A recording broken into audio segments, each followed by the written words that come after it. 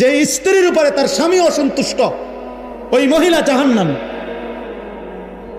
তো তুমি তারে বলো, তো নামাজ পড়বি না বেটি, পর্দা করবি না বিবি, তুই আমার হুমকি দাও, ঠিক আছে, তুই আমার জেল খাটাইবা, তুই আমার নারী নির্যাতন মামলা দিবা, ঠিক আছে যাও, কিছুই করতে পারলাম না তোমারে, তো এদ্দুর মনে রাখো আমার কলিজারা তো আটকে থাকতে না।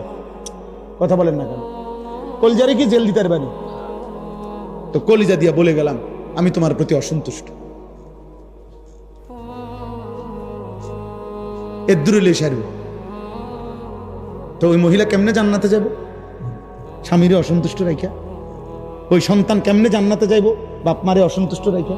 বলেন চাচা। আল্লাহ আপনাদের সময়কে বেশি শক্ত কথা বলে ফেলছি নাকি তা ভাই? আমি তো এনে আসছি আগে না, আব্দুল মুমিন ভাইয়ের, মুমিনুল হক ভাইয়ের মাদ্রাসায় বয়ান করছি, 11 মাগরিবের পরে মনে বয়ান করছি নাকি, এসার পর এক মনের কষ্ট যে আমি গেছি গা, এক সময় আইসা রাইতে থাকি লাই নাকি তা। হ্যাঁ, আলহামদুলিল্লাহ, আল্লাহ তাআলা সবাইকে ভালো রাখেন। দিন মানে প্রিয় যুবক ছেলেরা, নওজোয়ান বন্ধু, নষ্ট হইও না।